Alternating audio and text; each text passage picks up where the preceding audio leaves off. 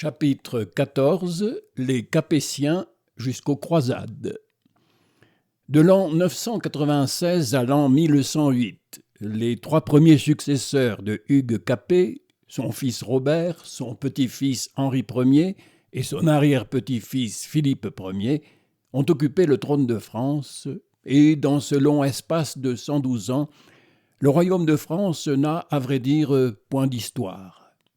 Partagé en vertu du régime féodal entre une multitude de princes indépendants, isolés, à peu près souverains dans leur domaine, n'entretenant des relations un peu fréquentes qu'avec leurs voisins, et à peine liés par quelques règles ou quelques habitudes de vassalité à celui d'entre eux qui portait le titre de roi, la France du XIe siècle n'existait guère que de nom.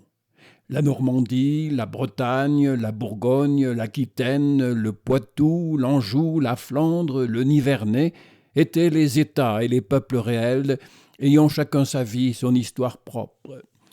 Un seul événement, la croisade, a réuni vers la fin de ce siècle, dans une pensée et une action commune, ces souverains et ces peuples épars.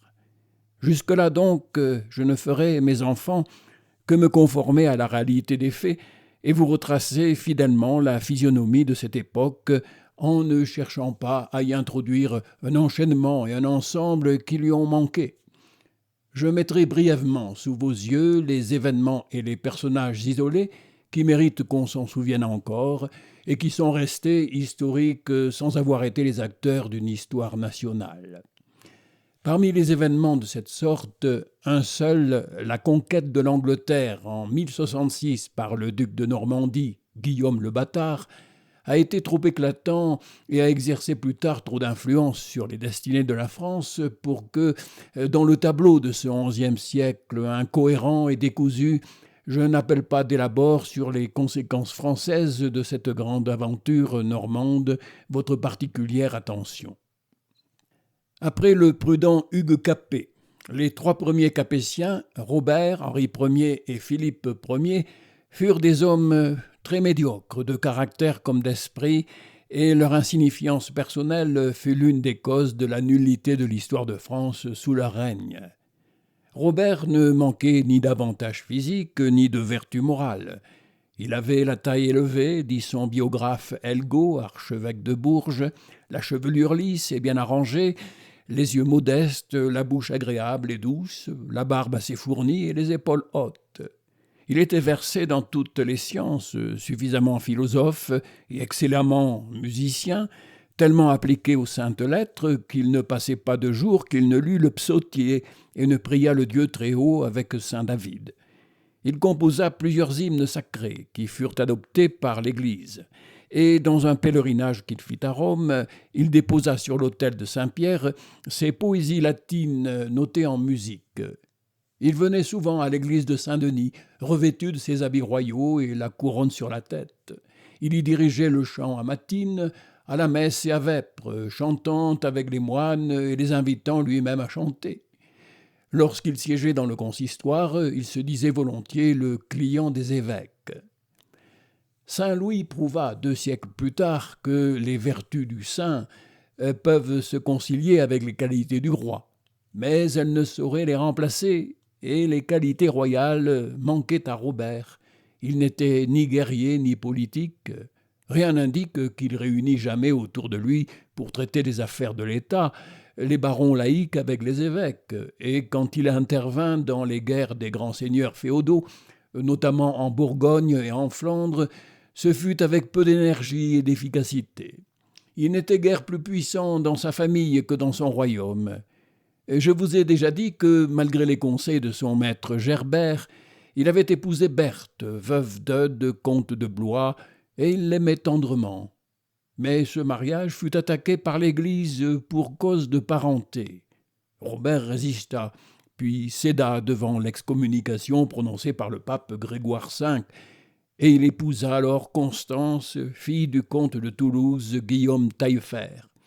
Mais aussitôt, dit le chroniqueur Raoul Glabert, on vit affluer en France et en Bourgogne, à cause de cette reine, les plus vains et les plus légers de tous les hommes venus d'Aquitaine et d'Auvergne.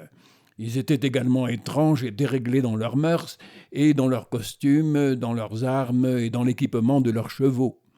Les cheveux ne leur descendaient qu'à mi-tête. Ils se rasaient la barbe comme des histrions. Ils portaient des bottes et des chaussures indécentes. Enfin, il n'en fallait pas attendre ni foi ni sûreté dans les alliances. Hélas, cette nation des Francs, autrefois la plus honnête, et les peuples même de la Bourgogne, suivirent ardemment ces exemples criminels, et bientôt ils ne retracèrent que trop fidèlement la perversité et l'infamie de leur modèle. Le mal devint plus grave que le désordre des modes de la cour. Robert eut de Constance 3 fils, Hugues, Henri et Robert. L'aîné d'abord, puis ses 2 frères, irrités par le mauvais caractère et les exigences tyranniques de leur mère, quittèrent le palais du roi et se retirèrent l'un à Dreux, l'autre en Bourgogne, se livrant dans les domaines royaux et aux environs à toutes sortes de déprédations et d'excès. La réconciliation n'eut lieu qu'à grand-peine, et la paix ne fut pas vraiment rétablie dans la famille royale. La paix était pourtant et partout le vœu et le soin du roi Robert, mais il réussissait mieux à la maintenir avec ses voisins qu'avec ses enfants. En 1006, il était sur le point d'avoir querelle avec l'empereur d'Allemagne, Henri II, plus actif et plus entreprenant, mais heureusement aussi pieux que lui. Les 2 souverains résolurent d'avoir une entrevue sur la Meuse, limite de leurs États. On se demandait dans leur suite lequel des 2 passerait le fleuve pour aller chercher l'entretien sur l'autre rive, c'est-à-dire dans les États de l'autre. Ce serait là à s'humilier, disait-on. Les 2 savants princes se souvinrent de cette parole de l'ecclésiastique « Plus tu es grand, plus sois humble en toutes choses ». L'empereur, se levant de grand matin, passa avec quelques-uns des siens sur les terres du roi des Français. Ils s'embrassèrent cordialement. Les évêques célébrèrent, comme il convenait, le sacrement de la messe et ils se mirent à dîner. Le repas terminé, le roi Robert offrit à Henri d'immenses présents en or et en argent et en pierres précieuses, 100 chevaux richement équipés, portant chacun une cuirasse et un casque. Et il ajouta que tout ce que l'empereur ne prendrait pas de ces dons serait autant de retranchés sur leur amitié. Henri, voyant la libéralité de son ami, ne prit de tout cela qu'un livre du Saint-Évangile garni d'or et de pierres précieuses et une amulette en or contenant une dent de Saint Vincent, lévite et martyr. L'impératrice n'accepta aussi que 2 coupes d'or. Le lendemain, le roi Robert passa avec ses évêques sur les terres de l'empereur, qui le reçut magnifiquement, et après le repas lui offrit 100 livres d'or pur. Le roi n'accepta aussi que 2 coupes d'or, et après avoir confirmé leur pacte d'amitié, ils retournèrent chacun dans leurs États. J'ajoute à ce résumé du règne de Robert quelques faits qui caractérisent l'époque. C'était en l'an 1000 de Jésus-Christ que, d'après le sens qu'ils attachaient à quelques paroles des livres saints, beaucoup de chrétiens attendaient la fin du monde. L'attente était pleine d'anxiété. Des pestes, des famines, divers accidents qui survinrent alors en divers lieux l'aggravaient encore. Les églises étaient combles, les pénitences, les donations, les affranchissements, tous les actes d'invocation et de repentir se multipliaient rapidement. Une foule d'âmes, soumises ou épouvantées, se préparait à paraître devant leur juge. Après quelle catastrophe, au milieu de quelles ténèbres ou de quelle lumière, question redoutable dont les imaginations s'épuisaient à pressentir la solution. Quand le dernier jour du 10e et le premier jour du 11e siècle furent passés, ce fut comme une renaissance générale. On eût dit que le temps recommençait. On se mit à l'œuvre pour rendre le monde chrétien digne de l'avenir. Surtout en Italie et en Gaule, dit le chroniqueur Raoul Glaber, on entreprit la reconstruction des basiliques, quoique la plupart n'en eussent pas besoin. Les peuples chrétiens semblaient rivaliser entre eux à qui élèverait les plus belles. C'était comme si le monde, se secouant lui-même et rejetant ses vieux vêtements, avait voulu se parer de la robe blanche chrétienne. L'art chrétien, sous la première forme du style gothique, date de cette époque. La puissance et la richesse de l'Église chrétienne dans ses diverses institutions prirent dans cette crise de l'imagination humaine un nouvel élan. D'autres faits, les uns déplorables, les autres salutaires, commencèrent vers cette époque à prendre dans notre histoire une place qui devait bientôt y devenir grande. Des bûchers s'élevèrent d'abord à Orléans, puis à Toulouse, pour le châtiment des hérétiques. Les manichéens étaient les hérétiques du jour. Le roi Robert et la reine Constance assistèrent à ce retour des sacrifices humains offerts à Dieu comme une peine infligée aux violateurs intellectuels de sa parole. Un redoublement de colère contre les Juifs éclata en même temps. Qu'avons-nous à faire, disait-on, d'aller au loin faire la guerre aux musulmans? N'avons-nous pas au milieu de nous les plus grands ennemis de Jésus-Christ? Entre chrétiens, les actes d'oppression et de violence des grands envers les petits devinrent si excessifs et si fréquents qu'ils suscitèrent dans les campagnes, spécialement en Normandie, des insurrections que les insurgés essayèrent d'organiser en résistance permanente.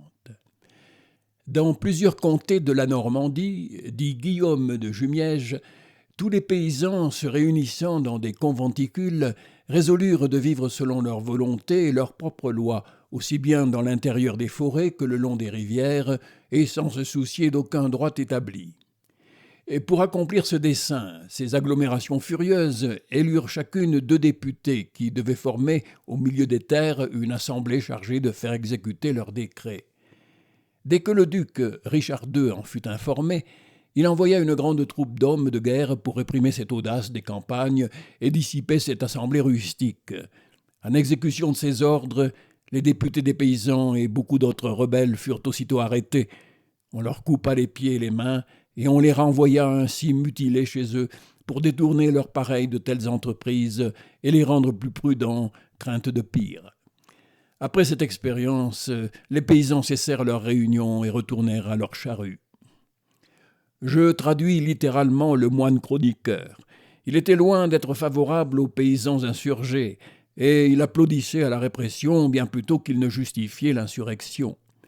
La répression, efficace sans doute pour le moment et dans les lieux spéciaux qu'elle atteignait, ne fut point d'un effet général ni durable. Environ un siècle après le froid récit de Guillaume de Jumièges, un chroniqueur poète, Robert Wace, dans son roman de Roux, Histoire en vers de Rollon et des premiers ducs de Normandie, racontait les mêmes faits avec bien plus de passion sympathique et de coloris poétique.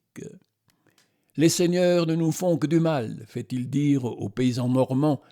Avec eux, nous n'avons ni gain ni profit de nos labeurs. Chaque jour est pour nous jour de souffrance, de peine et de fatigue. Chaque jour, on nous prend nos bêtes pour les corvées et les services. Plaintes et griefs, exactions anciennes et nouvelles, des plaides et des procès sans fin, plaides de monnaie, plaides de marché, plaides de route, plaides de forêt, plaides de monture, plaides de maltote, plaides d'aguets. Il y a tant de prévôts et de baillis, tant de sergents, que nous n'avons pas une heure de paix. Tous les jours, ils nous coursucent, prennent nos meubles et nous chassent de nos terres. Il n'y a nulle garantie pour nous contre les seigneurs, et nul pacte ne tient avec eux.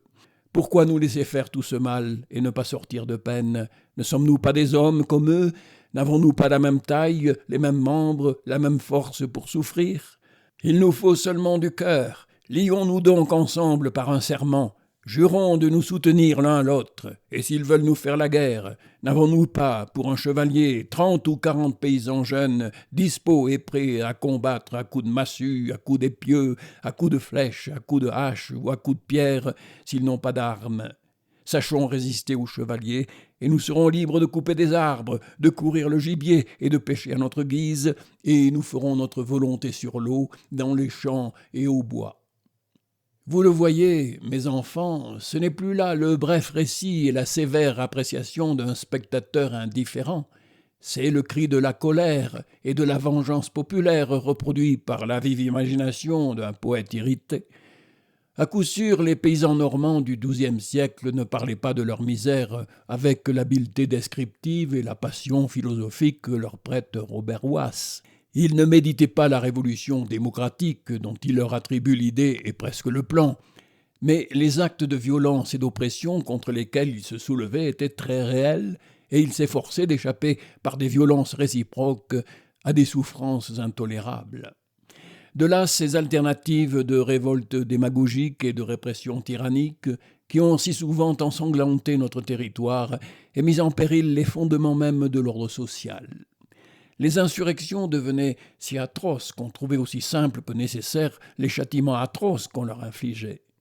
Il a fallu de longs siècles, des guerres civiles répétées et de terribles secousses politiques pour mettre fin à ce chaos brutal qui enfantait tant de maux et de crimes réciproques, et pour amener entre les diverses classes de la population française des rapports équitables et vraiment humains, tant le mal est prompt et contagieux parmi les hommes et difficile à extirper au nom de la justice et de la vérité. Pourtant, même au sein de cet égoïsme cruel et de cette irréflexion grossière des Xe et XIe siècles, la nécessité morale et sociale de lutter contre de si odieux désordres se faisait sentir et trouvait de zélés apôtres. C'est de cette époque que datent les premiers efforts pour établir dans diverses parties de la France ce qu'on appela la paix de Dieu, la trêve de Dieu, mot bien choisi pour interdire à la fois l'oppression et la révolte, car il ne fallait rien moins que la loi et la voix de Dieu pour réprimer un peu les mœurs et les passions barbares des hommes, grands ou petits, seigneurs ou paysans.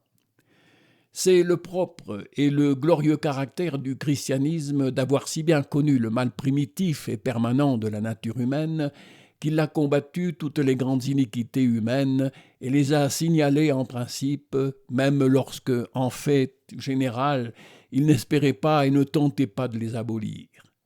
Des évêques, des prêtres, des moines furent, dans leur vie personnelle et dans les conciles de l'Église, les premiers propagateurs de la paix ou de la trêve de Dieu, et dans plus d'un lieu, ils décidèrent les seigneurs laïcs à poursuivre la même tentative.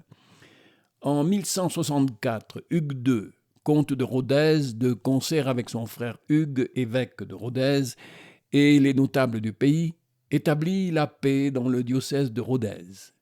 Et c'est, disaient au XVIIIe siècle les savants bénédictins dans l'art de vérifier les dates, ce qui a donné l'origine au droit de commune paix ou de la pesade qu'on lève encore dans le Rouergue. Le roi Robert se montra constamment favorable à ce pacifique travail. Il est le premier des 5 rois de France, d'ailleurs très divers. Lui, Saint-Louis, Louis XII, Henri IV et Louis XVI, qui se sont particulièrement signalés par une bonté sympathique et par leur préoccupation du bien-être populaire. Robert aimait les faibles et les pauvres. Non seulement il les protégeait dans l'occasion contre les puissants, mais il s'appliquait à cacher leurs fautes et il se laissait voler sans bruit dans son église ou à sa table pour ne pas avoir à dénoncer et à punir les voleurs.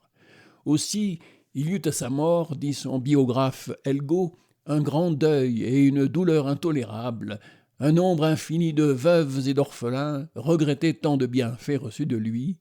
Il se frappait la poitrine, allait et venait au saint tombeau, criant « Tant que Robert a régné et commandé, nous avons vécu tranquilles, nous n'avons rien craint. Que l'âme de ce père pieux, ce père du Sénat, ce père de tout bien, soit heureuse et sauvée. Qu'elle monte et habite toujours avec Jésus-Christ, roi des rois. » Moins pieux et moins bon que Robert, son fils Henri Ier et son petit-fils Philippe Ier, ne furent pas des rois plus actifs ni plus glorieux. Pendant leur long règne, aucun dessein important et bien suivi ne présida à leur gouvernement.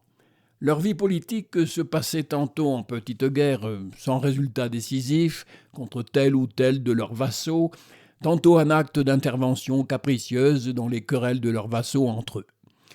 Leur vie domestique n'était ni plus régulière, ni conduite avec plus de sagesse et de préoccupation de l'intérêt public. Le roi Robert n'avait pu réussir à garder sa première femme, Berthe de Bourgogne, et la seconde, Constance d'Aquitaine, impérieuse, haineuse, avare, tracassière, l'opprimait à ce point qu'il ne récompensait jamais un de ses serviteurs sans lui dire « Prends garde que Constance ne le sache ». Après la mort de Robert, Constance, devenue régente pour son fils aîné Henri Ier, conspira aussitôt pour le détrôner et le remplacer par son second fils Robert, qu'elle lui préférait. Délivré par la mort du joug et des intrigues de sa mère, Henri se maria 3 fois. Mais ses 2 premiers mariages avec 2 princesses allemandes, filles l'une de l'empereur Conrad le Salique, l'autre de l'empereur Henri III, eurent si peu de succès qu'en 1051, il envoya chercher en Russie, à Kiev, sa troisième femme, Anne, fils du tsar Yaroslav le Boiteux, princesse modeste qui vécut sans bruit jusqu'à la mort du roi son mari en 1060 et qui, 2 ans après, sous le règne de Philippe Ier, son fils, plutôt que de retourner dans sa patrie, se remaria avec Raoul, comte de Valois, qui répudia pour l'épouser sa seconde femme, Akhenée, dite Éléonore. Le divorce fut attaqué à Rome devant le pape Alexandre II, à qui l'archevêque de Reims écrivit à ce sujet « Notre royaume est agité par de grands troubles. La reine-mère a épousé le comte Raoul, ce qui cause un grand déplaisir au roi. Quant à la dame que Raoul a répudiée, nous avons reconnu la justice des plaintes qu'elle vous a portées et la fausseté des prétextes sous lesquels il l'a renvoyée. » Le pape enjoignit au comte de reprendre sa femme. Raoul n'obéit point et fut excommunié, mais il n'en tint compte, et la princesse Anne de Russie, réconciliée même à ce qu'il paraît avec Philippe Ier, vécut tranquillement en France où, en 1075, peu après la mort de son second mari, le comte Raoul, elle signait encore un diplôme à côté du nom du roi son fils.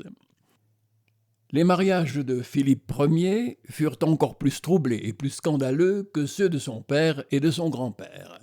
À 19 ans, en 1072, il avait épousé Berthe, fille de Florent Ier, comte de Hollande, et en 1078, il eut d'elle le fils qui devait lui succéder sous le nom de Louis le Gros. Mais 20 ans plus tard, en 1092, Philippe se dégoûta de sa femme, la répudia et la relégua à Montreuil-sur-Mer sous prétexte de parenté prohibée. Il s'était épris, on ne sait pas quand, d'une passion violente pour une femme célèbre par sa beauté, Bertrade, 4e femme depuis 3 ans de Foulques le Réchin, comte d'Anjou. Berthe ainsi congédiée, Philippe partit pour Tours où Bertrade se trouvait avec son mari. Là, dans l'église de Saint-Jean, pendant qu'on bénissait les fonts baptismaux, ils s'engagèrent l'un à l'autre. Philippe repartit et quelques jours après, Bertrade, enlevée par des gens qu'il avait laissés aux environs de Tours, vint le rejoindre à Orléans. Presque tous les évêques de France, entre autres le plus savant et le plus respecté d'entre eux, Yves, évêque de Chartres, se refusèrent à bénir ce choquant mariage. Le roi eut grand-peine à trouver un prêtre qui lui rendit cet office. Alors commença entre Philippe Ier et les chefs de l'Église catholique, pape et évêque, une lutte qui, de négociation en négociation et d'excommunication en excommunication, dura 12 ans, sans que le roi pût parvenir à faire reconnaître canoniquement son mariage. Il promettait de renvoyer Bertrade, et non content de la garder, il se moquait ouvertement des excommunications et des interdits.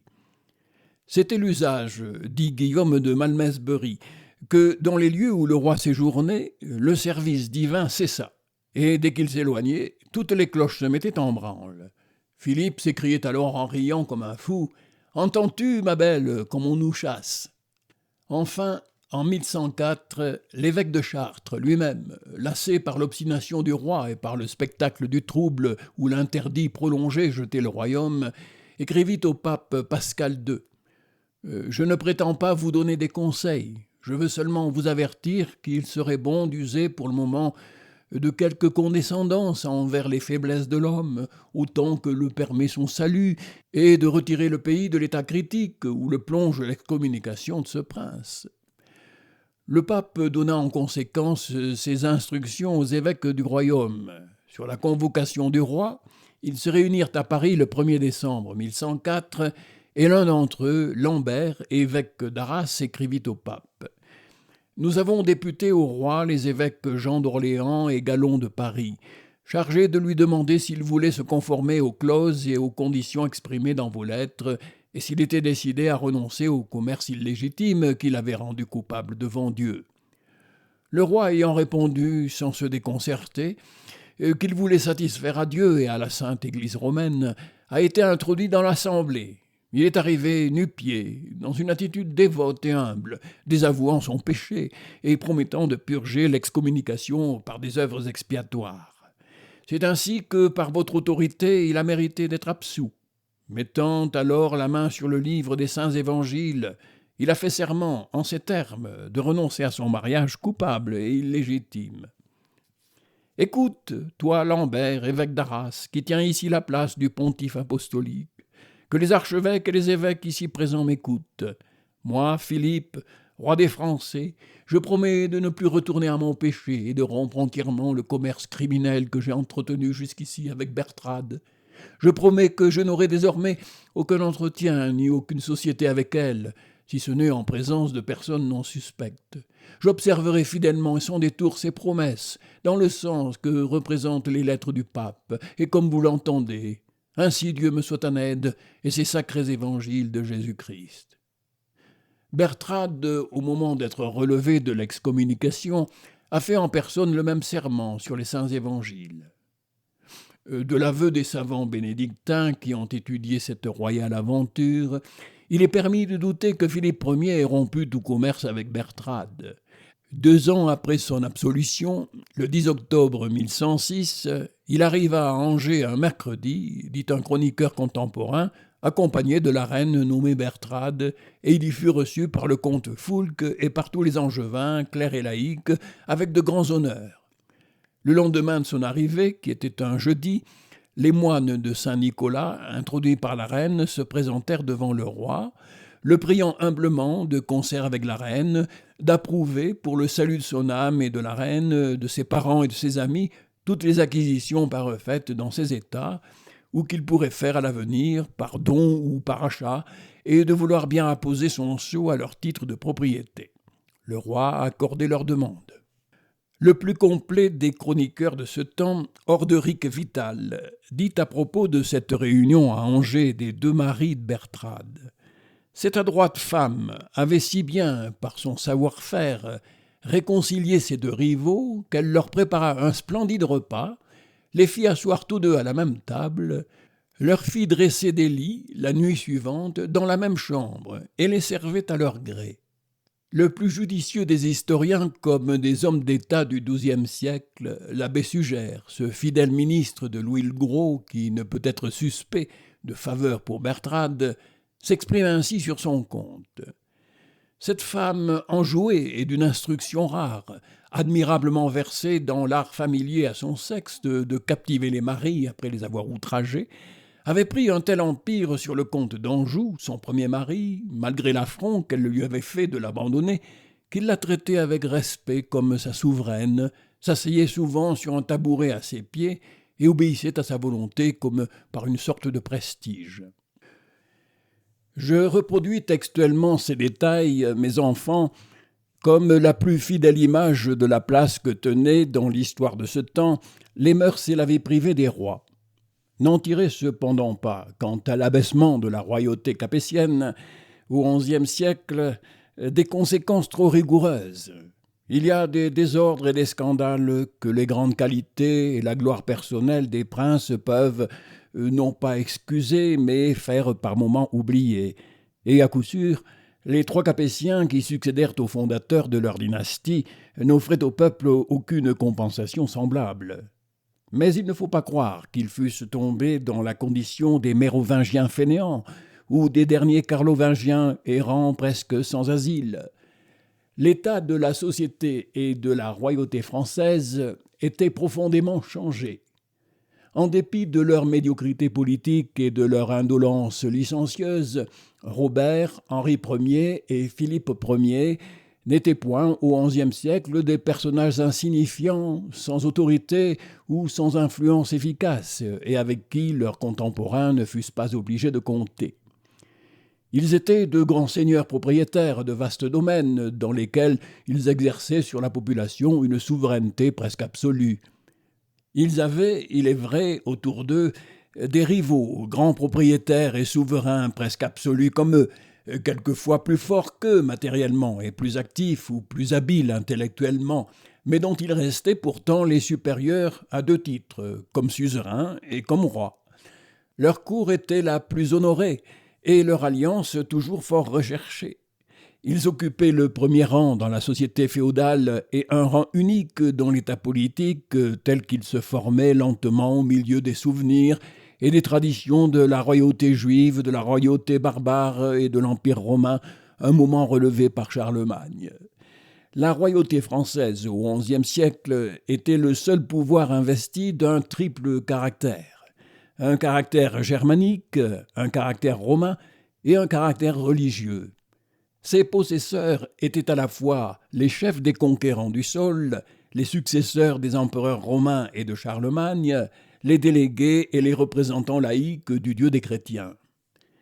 Quelles que fussent leurs faiblesses et leur insuffisance personnelle, ils n'étaient point les titulaires d'un pouvoir en décadence, et la situation royale restait forte et pleine d'avenir, comme les événements ne tardèrent pas à le démontrer.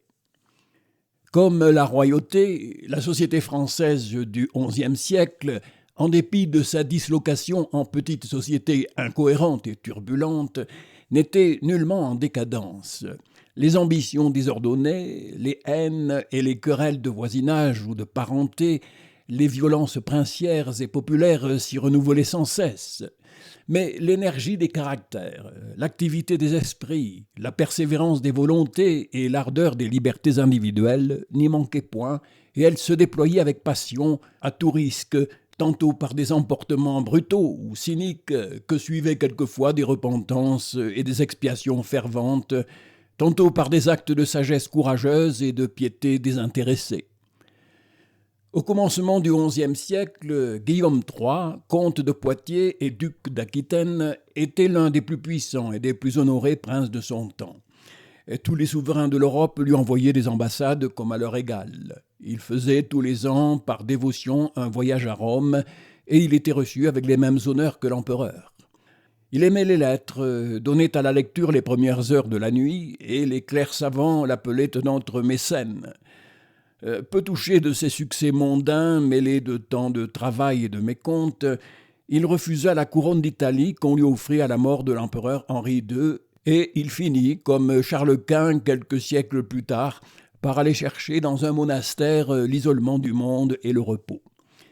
Mais dans les mêmes domaines, et à la fin du même siècle, son petit-fils Guillaume VII fut le plus vagabond, le plus dissolu et le plus violent des princes. Ses mœurs étaient si scandaleuses que l'évêque de Poitiers, après l'avoir inutilement averti, se crut obligé de l'excommunier. Le duc entra brusquement dans l'église, traversa la foule, l'épée à la main, et saisit le prélat par les cheveux en lui disant « Tu m'absoudras ou tu mourras ». L'évêque demanda un moment pour réfléchir, en profita pour prononcer la formule d'excommunication, et, baissant aussitôt la tête devant le duc, il lui dit « Frappe !»« Je ne t'aime pas assez pour t'envoyer au paradis », lui répondit Guillaume, et il se borna à le chasser de son siège. À l'emportement, le duc d'Aquitaine substituait quelquefois l'insulte moqueuse. Un autre évêque d'Angoulême, parfaitement chauve, l'exhortait aussi à changer de vie. « J'en changerai, lui dit le duc, quand avec un peigne tu ramèneras tes cheveux sur ton front. » Un autre grand seigneur du même siècle, Foulques le Noir, comte d'Anjou, à la fin d'une vie habile et glorieuse, avait remis à son fils Géoffroy Martel l'administration de son comté. Le fils, aussi hautain et aussi dur envers son père qu'envers ses sujets, prit les armes contre lui et lui enjoignit de déposer les signes extérieurs du pouvoir qu'il portait encore. Le vieillard, irrité, retrouvant la vigueur et l'habileté de sa jeunesse, lutta si énergiquement et avec tant de succès contre son fils qu'il le réduisit à faire plusieurs milles, rampant sur la terre, dit la chronique, avec une selle sur le dos, et à venir se prosterner à ses pieds. Quand il eut son fils ainsi humilié devant lui, Foulques le frappa du pied en répétant plusieurs fois ces seuls mots « Tu es vaincu, tu es vaincu !»« Oui, vaincu, dit Géoffroy, mais par toi seul, parce que tu es mon père. Pour tout autre, je suis invincible. » La colère du vieillard tomba soudain. Il ne pensa plus qu'à consoler son fils de l'affront qu'il venait de lui infliger, et il lui rendit le pouvoir en l'exhortant seulement à se conduire avec plus de sagesse et de douceur envers ses sujets. Tout était inconséquence et contraste dans ces âmes fortes, grossières et brusques. Peu leur importait de se démentir quand elles avaient satisfait leur passion du moment. Entre les deux grandes puissances de ce temps, les seigneurs laïcs et les moines, les relations n'étaient pas moins âpres ni moins mobiles qu'entre les laïcs eux-mêmes, et quand la ruse s'y mêlait, Ce qui arrivait souvent, elle n'en excluait pas la violence. Vers le milieu du XIIe siècle, l'abbaye de Tournus en Bourgogne avait à Louhans un petit port où elle percevait sur le sel un droit dont chaque année elle distribuait le produit aux pauvres dans la première semaine du carême. Girard, comte de Mâcon, établit un droit semblable à très peu de distance. Les moines de Tournus réclamèrent. Il n'en fit nul cas. Longtemps après, il vint à Tournus avec une brillante suite et entra dans l'église de Saint-Philibert. Il s'était arrêté seul devant l'autel pour se mettre à l'oraison. Un moine, la crosse en main, sortit tout à coup de derrière l'autel et, s'arrêtant devant le comte, « Comment es-tu si hardi, lui dit-il, que d'entrer dans mon monastère et dans mon église, toi qui ne crains pas de m'enlever mes droits ?» Et prenant Girard par les cheveux, il le jeta à terre et le battit rudement. Stupéfait et contrit, le comte reconnut son tort, supprima le droit qu'il avait indûment établi, et, non content de cette réparation, il envoya à l'église de Tournus un riche tapis de soie tissu d'or. Au milieu du XIe siècle, Adhémar II, vicomte de Limoges, eut dans sa ville, avec les moines de l'abbaye de Saint-Martial, une querelle de toute autre sorte. L'abbaye était tombée dans un grand relâchement de discipline et de mœurs. Le vicomte avait à cœur de la réformer. Il se concerta de loin dans ce dessein avec Hugues, abbé de Cluny, le plus célèbre alors et le plus respecté des monastères. L'abbé de Saint-Martial mourut. Adhémar fit venir à Limoges des moines de Cluny, les logea secrètement près de son palais, se rendit à l'abbaye de Saint-Martial, après en avoir fait convoquer le chapitre, et somma les moines de procéder sur-le-champ à l'élection d'un nouvel abbé. Un vif débat s'éleva à ce sujet entre le vicomte et les moines. « Nous n'ignorons pas, lui dit l'un d'eux, que vous avez fait venir des religieux de Cluny pour nous chasser d'ici et les mettre à notre place, mais vous ne réussirez pas. » Le vicomte éclata, prit par la manche le moine qui réclamait et l'entraîna violemment hors du monastère. Effrayés, ses confrères prirent la fuite. Adhémar fit appeler sur-le-champ les moines de Cluny et les mit en possession de l'abbaye. Le procédé était brutal, mais la réforme était populaire dans Limoges et fut accomplie. Ces petits faits, mes enfants, sont de fidèles échantillons du caractère dominant et original de la société française pendant les Xe, XIe et XIIe siècles, véritable époque du Moyen-Âge. C'était le chaos et la fermentation dans le chaos, la fermentation de la vie désordonnée, lente et dure, mais puissante et féconde. Dans les idées, dans les événements, dans les hommes, se réunissaient les plus étranges contrastes. Les mœurs étaient grossières, féroces même, et les âmes pleines d'aspirations élevées et tendres.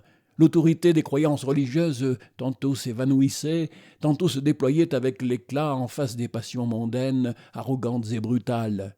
L'ignorance était profonde, et au sein de la nuit intellectuelle, apparaissaient çà et là d'ardents foyers de mouvement et de travail intellectuel. C'était le temps où Abélard, devançant la liberté de la pensée et de l'enseignement, attirait sur la montagne Sainte-Geneviève des milliers d'auditeurs empressés à le suivre dans l'étude des grands problèmes de la nature et de la destinée de l'homme et du monde. Et, loin de cette foule, dans la solitude de l'abbaye du Bec, saint Anselme donnait à ses moines une démonstration chrétienne et philosophique de l'existence de Dieu. La foi cherchant l'intelligence, fides quaerens intellectum, disait-il lui-même. C'était aussi le temps où, désolé de la licence qui se répandait dans l'Église, comme dans la société civile, deux moines illustres, saint Bernard et saint Norbert, non seulement allaient prêchant partout la réforme des mœurs, mais travaillaient et réussissaient à établir dans la vie monastique un régime de discipline et d'austérité forte. C'était enfin le temps où, dans le monde laïque, naissait et se développait le fait le plus brillant du Moyen-Âge, la chevalerie, ce noble élan des imaginations et des âmes vers l'idéal de la vertu chrétienne et de l'honneur guerrier. Je ne puis, mes enfants, vous raconter avec détail l'origine et l'histoire de ce grand fait qui a tenu tant de place dans les temps auxquels il a appartenu et qui en tient tant encore dans la mémoire des hommes. Mais je voudrais vous en faire bien connaître le caractère moral et aussi la valeur pratique. J'emprunterai, pour y réussir, quelques pages à mon histoire de la civilisation en France. Je vous ferai assister d'abord à la réception d'un chevalier, telle qu'elle avait lieu au XIIe siècle. Vous verrez ensuite quelles règles de conduite lui étaient imposées, non seulement par les serments qu'il prêtait en devenant chevalier, mais par l'idée que se formaient de la chevalerie les poètes du temps, ces interprètes non de la réalité sociale, mais du sentiment humain. Vous comprendrez sans peine alors quelle influence devait exercer dans l'âme et la vie des hommes de tels sentiments et de telles règles, quelque grand que fût le désaccord entre l'idéal chevaleresque et les actions ou les passions ordinaires des contemporains. Le jeune homme, l'écuyer qui aspirait au titre de chevalier, était d'abord dépouillé de ses vêtements et mis au bain, symbole de purification. Au sortir du bain, on le revêtait d'une tunique blanche, symbole de pureté, d'une robe rouge, symbole du sang qu'il était tenu de répandre pour le service de la foi, et d'une sée ou juste au corps noir, symbole de la mort qui l'attendait, ainsi que tous les hommes. Ainsi purifié et vêtu, le récipiendaire observait pendant 24 heures un jeûne rigoureux. Le soir venu, il entrait dans l'église et y passait la nuit en prière, quelquefois seul, quelquefois avec un prêtre et des parrains qui priaient avec lui. Le lendemain, son premier acte était la confession. Après la confession, le prêtre lui donnait la communion. Après la communion, il assistait à une messe du Saint-Esprit et ordinairement à un sermon sur les devoirs des chevaliers et de la vie nouvelle où il allait entrer. Le sermon fini, le récipiendaire s'avançait vers l'autel, l'épée de chevalier suspendue à son cou. Le prêtre la détachait, la bénissait et la lui remettait au cou. Le récipiendaire allait alors s'agenouiller devant le Seigneur qui devait l'armer chevalier. « À quel dessein, lui demandait le Seigneur, désirez-vous entrer dans l'ordre ? Si c'est pour être riche, pour vous reposer et être honoré sans faire honneur à la chevalerie, vous en êtes indigne et vous seriez à l'ordre de chevalerie que vous recevriez ce que le clerc simoniaque est à la prélature. » Sur la réponse du jeune homme, qui promettait de se bien acquitter des devoirs de chevalier, le Seigneur lui accordait sa demande. Alors s'approchaient des chevaliers et quelquefois des dames pour revêtir le récipiendaire de tout son équipement. On lui mettait, premièrement, les éperons, deuxièmement, le haubert ou la cotte de maille, troisièmement, la cuirasse, quatrièmement, les brassards et les gantelets, cinquièmement, enfin, on lui ceignait l'épée. Il était alors ce qu'on appelait adoubé, c'est-à-dire adopté, selon Ducange. Le Seigneur se levait, allait à lui et lui donnait l'accolade ou accolé, 3 coups du plat de son épée sur l'épaule ou sur la nuque, et quelquefois un coup de la paume de la main sur la joue, en disant « Au nom de Dieu, de Saint-Michel et de Saint-Georges, je te fais chevalier. » Et il ajoutait quelquefois « Sois preux, hardi et loyal. » Le jeune homme ainsi armé chevalier, on lui apportait son casque, on lui amenait un cheval, il sautait dessus, ordinairement sans le secours des étriers, et il caracolait en brandissant sa lance et faisant flamboyer son épée. Il sortait enfin de l'église et allait caracoler sur la place, au pied du château, devant le peuple avide de prendre sa part du spectacle. Voilà ce qu'était la partie, pour ainsi dire, extérieure et matérielle de la réception des chevaliers. Un soin constant s'y manifeste d'associer la religion à toutes les phases d'un événement si personnel. Ce que le christianisme a de plus auguste, ses sacrements y prennent place. Plusieurs des cérémonies sont assimilées, autant qu'il se peut, à l'administration des sacrements. Poursuivons notre examen. Entrons au fond de la chevalerie, dans son caractère moral, dans les idées, les sentiments dont on s'efforçait de pénétrer le chevalier. Ici encore, l'influence religieuse sera évidente. Le chevalier avait à prêter des serments en 26 articles. Ces articles ne formaient pas un acte unique, rédigé en une fois et d'ensemble. C'est le recueil des serments exigés des chevaliers à diverses époques et d'une façon plus ou moins complète, du XIe au XIVe siècle. Les récipiendaires juraient, premièrement, de craindre, révérer, servir Dieu religieusement, de combattre pour la foi de toute leur force et de mourir plutôt de 1000 morts que de renoncer jamais au christianisme. Deuxièmement, de servir leur prince souverain fidèlement et de combattre pour lui et la patrie très valeureusement. Troisièmement, de soutenir le bon droit des plus faibles, comme des veuves, des orphelins et des demoiselles, en bonne querelle, en s'exposant pour eux selon que la nécessité le requérait, pourvu que ce ne fût pas contre leur honneur propre ou contre le roi ou prince naturel. Quatrièmement, qu'il n'offenserait jamais aucune personne malicieusement, ni n'usurperait le bien d'autrui, mais plutôt qu'il combattrait ceux qui le feraient. Cinquièmement, que l'avarice, la récompense, le gain et le profit ne les obligeraient à faire aucune action, mais la seule gloire et vertu. Sixièmement, qu'il combattrait pour le bien et le profit de la chose publique. Septièmement, qu'ils tiendraient et obéiraient aux ordres de leurs généraux et capitaines qui auraient droit de les commander. Huitièmement, qu'ils garderaient l'honneur, le rang et l'ordre de leurs compagnons et qu'ils n'empiéteraient rien par orgueil ni par force sur aucun d'eux. Neuvièmement, qu'ils ne combattraient jamais accompagnés contre un seul et qu'ils fuiraient toutes fraudes et supercheries. Dixièmement, qu'ils ne porteraient qu'une épée à moins qu'ils ne fussent obligés à combattre contre deux ou plusieurs. Onzièmement, que dans un tournoi ou autre combat à plaisance, ils ne se serviraient jamais de la pointe de leurs épées. Douzièmement, qu'étant pris en un tournoi prisonnier, ils seraient obligés, par leur foi, par leur honneur, d'exécuter de point en point les conditions de l'emprise, outre qu'ils seraient obligés de rendre aux vainqueurs leurs armes et leurs chevaux, s'ils les voulaient avoir, et ne pourraient combattre en guerre ni ailleurs sans leur congé. Treizièmement, qu'ils garderaient la foi inviolablement à tout le monde, et particulièrement à leurs compagnons, soutenant leur honneur et profit entièrement à leur absence.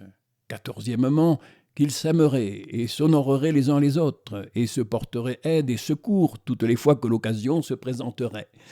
Quinzièmement, qu'ayant fait vœu ou promesse d'aller en quelque quête ou aventure étrange, ils ne quitteraient jamais les armes si ce n'est pour le repos de la nuit. Seizièmement, qu'en la poursuite de leur quête ou aventure, ils n'éviteraient point les mauvais et périlleux passages, ni ne se détourneraient du droit chemin, de peur de rencontrer des chevaliers puissants, ou des monstres, bêtes sauvages, ou autre empêchement que le corps et le courage d'un seul homme peut mener à chef. 17e, qu'ils ne prendraient jamais aucun gage ni pension d'un prince étranger. 18e, que, commandant des troupes de gendarmerie, ils vivraient avec le plus d'ordre et de discipline qu'il leur serait possible, et notamment en leur propre pays, où ils ne souffriraient jamais aucun dommage ni violence être fait. 19e, que s'ils étaient obligés à conduire une dame ou demoiselle, ils la serviraient, la protégeraient et la sauveraient de tout danger et de toute offense, ou qu'ils mourraient à la peine. 20e, qu'ils ne feraient jamais violence à dame ou demoiselle, encore qu'ils les eussent gagnées par armes, sans leur volonté et consentement. 21e, qu'étant recherchés de combats pareils, ils ne le refuseraient point, sans plaie, maladie ou autre empêchement raisonnable. 22e, qu'ayant entrepris de mettre à chef une entreprise, ils y vaqueraient nuit et jour, s'ils n'en étaient rappelés pour le service du roi et de leur patrie. 23e, que s'ils faisaient un vœu pour acquérir quelque honneur, ils ne s'en retireraient point qu'ils ne l'eussent accompli ou l'équivalent. 24e, qu'ils seraient fidèles observateurs de leurs paroles et de leur foi donnée, et qu'étant pris prisonniers en bonne guerre, ils paieraient exactement la rançon promise ou se remettraient en prison au jour et temps convenu, selon leurs promesses, à peine d'être déclarés infâmes et parjure. 25e, que, retournés à la cour de leur souverain, ils rendraient un véritable compte de leurs aventures, encore même qu'elles fussent quelquefois à leur désavantage, au roi et aux greffiers de l'ordre, sous peine d'être privés de l'ordre de chevalerie. 26e, que sur toute chose ils seraient fidèles, courtois, humbles, et ne failliraient jamais à leurs paroles, pour mal ou perte qui leur en pu advenir. Vous le voyez, mes enfants, sans que j'aie besoin de vous le dire, il y a dans cette série de serments, dans ces obligations imposées aux chevaliers, un développement moral bien supérieur à la société laïque de cette époque. Des notions morales si élevées, si délicates, si scrupuleuses, si humaines, émanaient évidemment du clergé chrétien. Le clergé seul alors pensait ainsi des devoirs et des relations des hommes. Son influence fut employée à diriger vers l'accomplissement de ses devoirs, vers l'honnêteté de ses relations, les idées et les coutumes qui avaient enfanté la chevalerie. Elle n'avait pas été instituée dans un si pieux et si profond dessein pour la protection des faibles, le maintien de la justice, la réforme des mœurs. Elle avait été, à son origine et dans ses premiers traits, une conséquence naturelle des relations féodales et de la vie guerrière.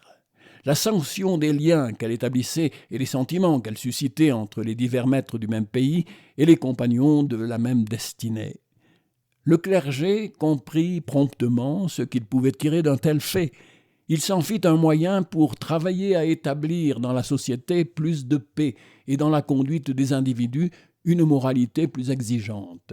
C'était là l'œuvre générale qu'il poursuivait, et si je pouvais vous faire entrer plus avant dans cette étude, je vous montrerai dans les canons des conciles du XIe au XIVe siècle l'Église s'appliquant à développer de plus en plus dans la chevalerie, dans cette institution d'abord essentiellement guerrière, le caractère moral et civilisant que les documents de la chevalerie elle-même viennent de vous faire entrevoir. À mesure que la chevalerie apparaissait de plus en plus sous ce caractère à la fois guerrier, religieux et moral, elle prenait plus d'empire sur l'imagination des hommes, et de même qu'elle s'était intimement liée à leurs croyances, elle devint bientôt l'idéal de leurs pensées, la source de leurs plus nobles plaisirs. La poésie s'en empara comme la religion. Dès le XIe siècle, la chevalerie, ses cérémonies, ses devoirs, ses aventures furent la mine où puisèrent les poètes pour charmer les peuples, pour satisfaire et exciter à la fois ce mouvement des âmes, ce besoin d'événements plus variés, plus saisissants, d'émotions plus élevées et plus pures que n'en peut fournir la vie réelle. Dans la jeunesse des sociétés, la poésie n'est pas seulement un plaisir, un passe-temps national. Elle est aussi une source de progrès. Elle élève et développe la nature morale des hommes en même temps qu'elle les amuse et les remue vivement. Je viens de vous dire quels serments les chevaliers prêtaient entre les mains des prêtres. Voici une vieille ballade d'Eustache Deschamps, poète du XIVe siècle, où vous verrez que les poètes imposaient aux chevaliers les mêmes devoirs, les mêmes vertus, et que l'influence de la poésie tendait au même but que celle de la religion. Vous qui voulez l'ordre du chevalier, il vous convient mener nouvelle vie, dévotement à nos raisons veiller, péché fuir, orgueil et vilainie. L'Église devait défendre, la veuve aussi, l'orphelin, entreprendre, être hardi et le peuple garder, prud'hommes loyaux, sans rien de l'autrui prendre, ainsi se doit chevalier gouverner. Humble cœur est, toujours doit travailler, et poursuivre fait de chevalerie, guerre loyale, être grand voyagier, tournoi à suivre, et jouter pour sa mie. Il doit tout honneur tendre, pour qu'on ne puisse en lui blâme reprendre, ni l'acheter en ses œuvres trouvées, et entre tous se doit tenir le moindre, ainsi se doit chevalier gouverner. Il doit aimer son seigneur droiturier, et dessus tout garder sa seigneurie, largesse avoir, être vrai justicier. Des prud'hommes suivre la compagnie, leur dit ouïr et apprendre, et des vaillants les prouesses comprendre, ainsi qu'ils puissent les grands faits achever, comme jadis fit le roi Alexandre, ainsi se doit chevalier gouverner. On a beaucoup dit, vous entendrez probablement dire, mes enfants, que c'était là uniquement de la poésie, une belle chimère, sans rapport avec la réalité. Je viens moi-même de vous le dire. Les 3 siècles dont nous nous occupons, le Moyen-Âge est en effet une des plus brutales, des plus grossières époques de notre histoire, une de celles où l'on rencontre le plus de crimes et de violences, où la paix publique était le plus incessamment troublée, où la plus grande licence régnait dans les mœurs. Cependant, on ne saurait nier que la morale chevaleresque, la poésie chevaleresque, n'existassent aussi à côté de ces mœurs grossières et barbares, de ce désordre social. Les monuments moraux sont là en face des faits brutaux. Le contraste est choquant, mais réel. C'est précisément ce contraste, mes enfants, qui fait le grand et original caractère du Moyen-Âge. Reportez votre pensée vers d'autres sociétés, par exemple vers la première jeunesse de la société grecque, personnage héroïque dont les poèmes d'Homère sont le fidèle miroir. Il n'y a rien là qui ressemble au contraste qui nous frappe dans le Moyen-Âge. on ne voit pas que, dans les temps et chez les peuples des poèmes homériques, il y eut dans l'air, il pénétra dans l'imagination des hommes des idées plus élevées, plus pures que leurs actions de tous les jours. Les héros d'Homère ne paraissent pas se douter de leur brutalité, de leur férocité, de leur avidité, de leur égoïsme. Rien dans leur âme ne surpasse l'effet de leur vie. Dans la France du Moyen-Âge, au contraire, pratiquement les crimes et les désordres, le mal moral et social abondent. Cependant, les hommes ont dans l'âme, dans l'imagination, des instincts, des désirs élevés et purs. Leurs notions de vertu, leurs idées de justice sont très supérieures à ce qui se pratique autour d'eux, à ce qu'ils pratiquent eux-mêmes. Un certain idéal moral plane au-dessus de cette société grossière, orageuse, et attire les regards, obtient les respects des hommes dont la vie n'en reproduit guère l'image. La religion chrétienne est sans nul doute, sinon l'unique, du moins la principale cause de ce grand fait. C'est précisément son caractère de susciter dans les hommes une haute ambition morale en tenant constamment sous leurs yeux un type infiniment supérieur et pourtant profondément sympathique à la nature humaine. C'est au christianisme que le Moyen-Âge a dû la chevalerie, l'institution qui, au milieu de l'anarchie et de la barbarie de cette époque, a fait sa beauté poétique et morale. C'est la chevalerie féodale et le christianisme qui ont fait les deux grands et glorieux événements de ce temps, la conquête de l'Angleterre par les Normands et les croisades.